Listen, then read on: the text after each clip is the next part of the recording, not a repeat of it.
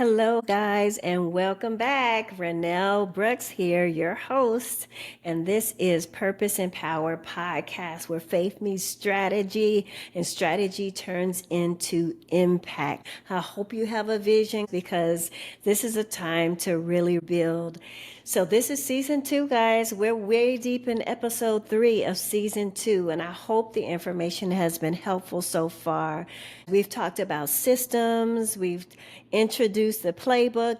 If you have not purchased the Purpose Playbook, you need to get it. It is full of foundational information that will help you on your journey. It'll help you build strategically and build structurally so that what you build will last. We are not just building businesses, we are building legacy. Again, I'm Renele Brooks, and I am excited what we're doing here at Purpose and Power. So today we are going to talk about one of the most overlooked distinctions in operations. And we've been talking about systems and everything, but today we're going to make a distinction between internal systems versus external systems. So if you're managing a team or if you are the team, you need both. So let's define it. So internal systems are how things flow inside of your organization. You can think of this as your operations, your team, like if you're storing files, your data storage, your finances, your trainings, all of those are internal systems, your client retention management, how you manage it from the inside. So external systems is how you engage the outside world. Think about client onboarding. Think about donor outreach, marketing funnels, customer service. Those are the things that are client facing. Think about your portal from the client side, how they engage. And we talked about internal systems and how you operate your client retention management system on your internal side. It matters, guys, because if you're only outward facing in terms of social media, customer communications, the way you onboard your clients, but your internal workflows are chaotic, your team is drowning. Literally, I have had clients that were on the opposite side of this. And that's why, I say that it's really, really important. And I myself have had to learn how to operate both sides of the system. And we're still learning, guys. I don't ever think that everybody has arrived into the perfect way of doing things. But if you look at it like that, then you're only looking at one half of the situation, and your internal side is drowning. So if you look at your internal systems and they're solid, you have everything, but you have no clear way to intake leads, donations, or bookings, you're really kind of invisible. So let me give you a few tips for owners and founders. So conduct an internal audit. Where are things being stuck? And I'm going to give you some examples. Are your emails going unanswered? And I've had somebody talk to me about this. Do you have checks waiting to be picked up from clients? Do you have bottlenecks? And where are those bottlenecks at? So map your external touch points, guys. Can someone become a client, donor, or partner without emailing you personally? If not, you don't have a system in place. So I had a client who was spending most of her time answering calls from her clients.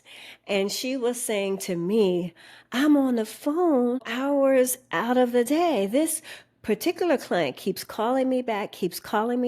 I can't do what I need to do because I'm on the phone with clients half the day answering questions. Let me just give you this little tip right here. The more access you give to the client, the more fee increases. So I'm just going to give you this little tip and we'll go back. But if you have intellectual property, and that's your books, your downloads, your things that you sell, your courses and all of that, those are low touch items. Those are low touch. So they're going to be less expensive depending on nature. Your courses may be more expensive, but your IP items, your books and things like that, they're going to be less expensive. You may have memberships, tiers where they come in. They're going to be less expensive. Then you have the items or services, products and services that you sell that are DIY. And those are kind of pretty much, they're in the same category as your low touch. But then you have services that you allow some access. Let's say you do a hands-on workshop, and I'm not talking about a workshop that you pre-recorded and you sell mass over and over. I'm talking about a workshop that you're actually doing and you are actually there presenting it. So that is the medium touch range. Then you have your clients that are high touch. And those high touch clients are going to be clients that you work with one-to-one. So their level of access is different to you than the level of access the IP holders have. They have your books, they have your product, they have your downloads and all of that. So with the level of increase of access, then the fee that you charge also is a high touch. So with this particular client, answering phone calls and being on the phone hours and hours on end, returning client calls, she was not charging the amount of money that she should because they had access to her. So I told her to scale back the level of access. So we did a couple of things, and I'll share those with you. So we fixed this. First of all, if the systems were in place, she would have been able to use her time more productively and more efficiently. But she wasn't because she was so busy answering all of these calls from clients. And that's what I'm talking about when I say systems, guys. The systems come in to avoid all of that so you can move and flow the most efficiently and the most productively that you can flow. So we fixed that by doing a couple of things. By limiting her response time to a 1 hour window weekly. We also put frequently asked questions in place in her CRM. So she didn't have a CRM at first. We moved to a CRM. From there, frequently asked questions were included in the CRM. So things that she would get calls for repeatedly, she would not have to answer because it was already in her client retention management system. So those are things that you can put in place, guys, to limit your time being spent on things that are unproductive. Systems help with things like that. Of course, it goes bigger depending on what organization and what type of clients that you're serving and services that you offer. So we're going to do a little case study. So what if you were a nonprofit founder and you had a beautiful mission, but you didn't have any client retention management in place?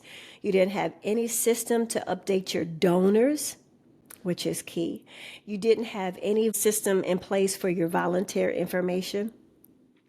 Everything lived in spreadsheets, scattered across teams' inboxes and emails and across applications and papers that didn't have a filing system and all of that. Guys, okay, if I'm talking about it, then I've seen it, okay?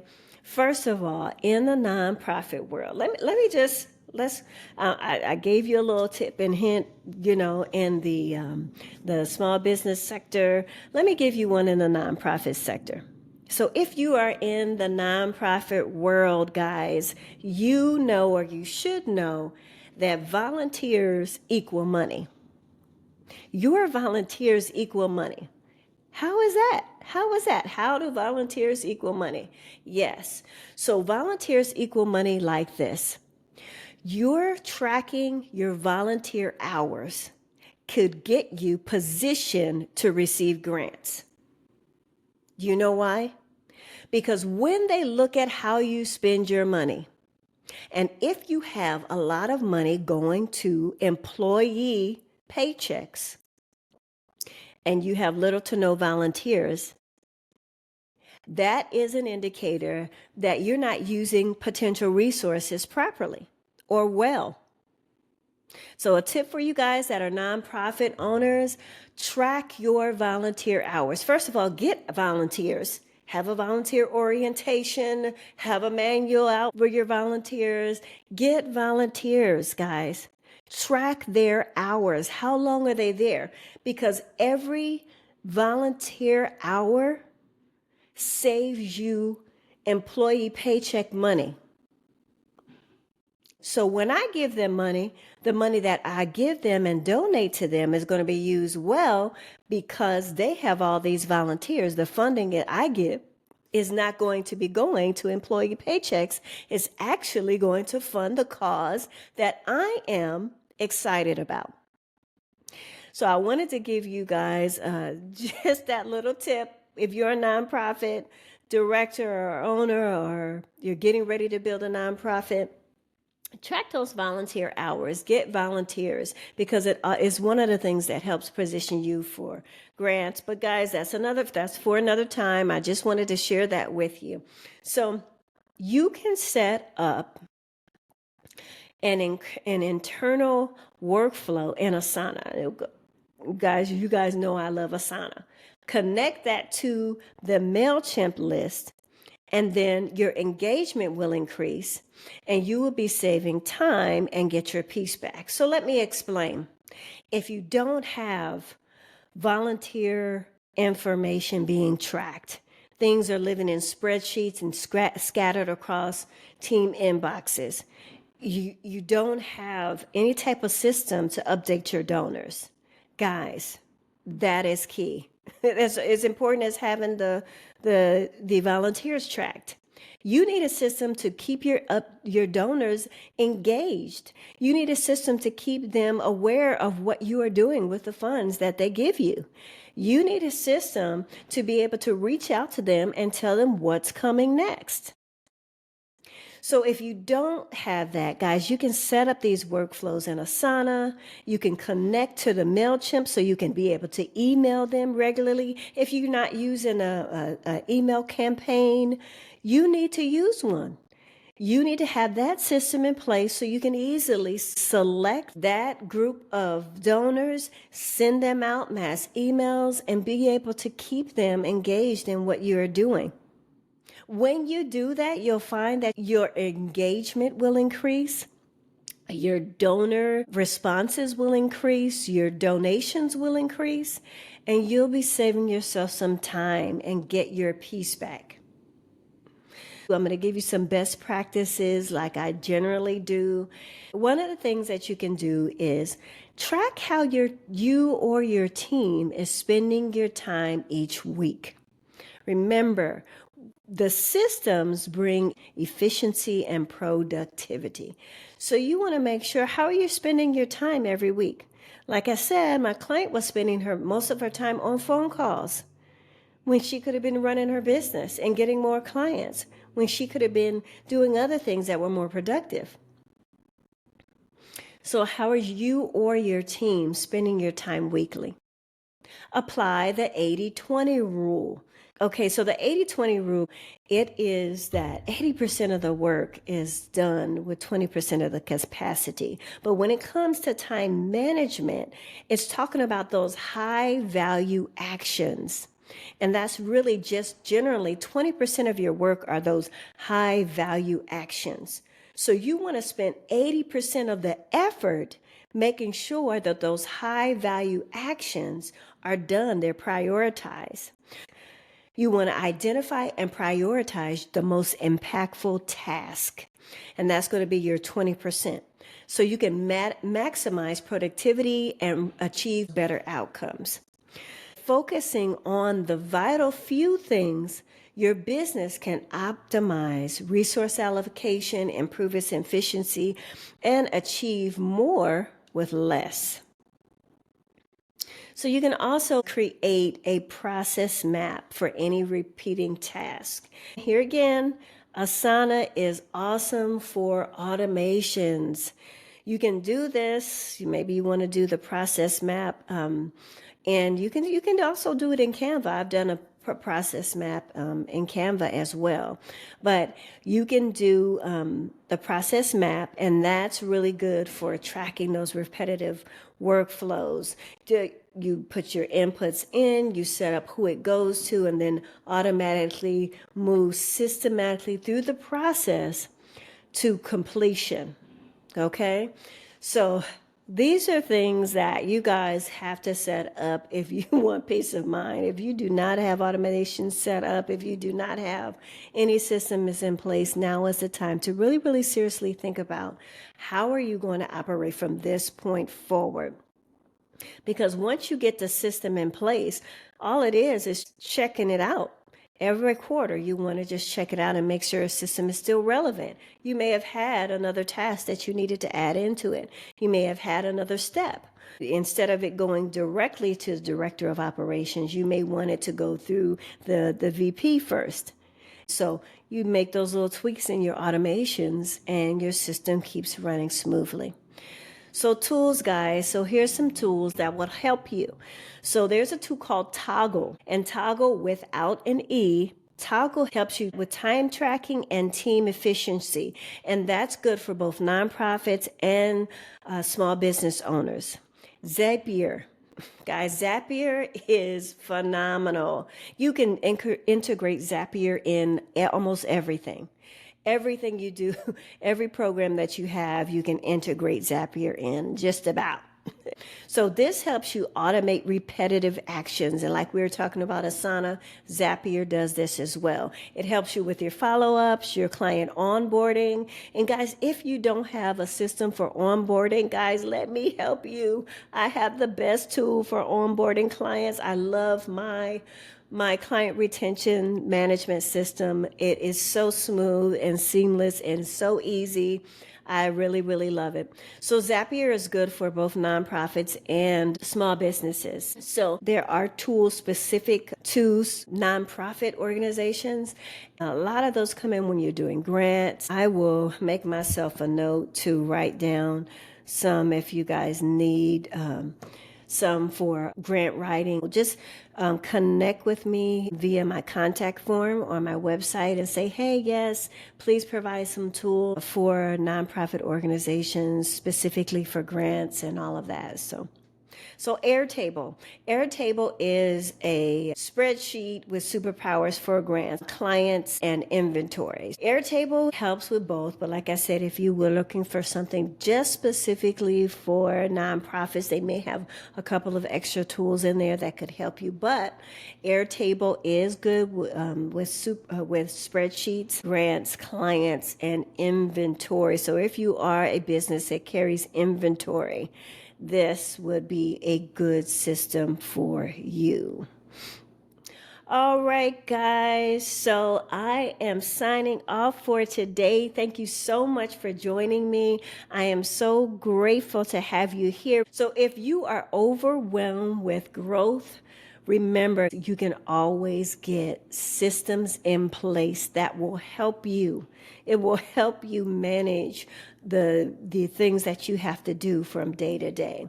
I've been there. I know I put systems in place that really have helped me and streamline things. So let me help you streamline your operations with my purposeful systems audit. So book your audit call today, guys, and everything starts with a discovery call, purpose discovery call, and that helps you and I figure out what you need to put in place and if we're a good fit for one another. Guys, I don't know if you know, but I do bundle classes. They're called Bundle Up. They're on my website. If you and friends want to get together and bundle up I give a discount for, I believe it's 3 to 5 people. I don't go higher than that. I want to be able to really give the attention to each person. But what I do is I allow you to bundle up at a discounted rate. So you and 2 friends, or you and 3 friends, 4 friends can grab the bundle up session and you can get a discount, and we will go through, and I believe it's a series of 3 or 4 classes where we're all come together, and it would be specific to each one of your needs. I cater to each one of you within that class. So I do the bundle up sessions. I don't talk about it often, but it is a less expensive route, and it does give you that discount. So anyhow, guys, I wanted to say thank you again for signing on. I hope this has been helpful, managing your internal and your external systems. And until next time, again, this is Renele Brooks, Purpose and Power. And we will see you again next time. Get those systems in place, guys.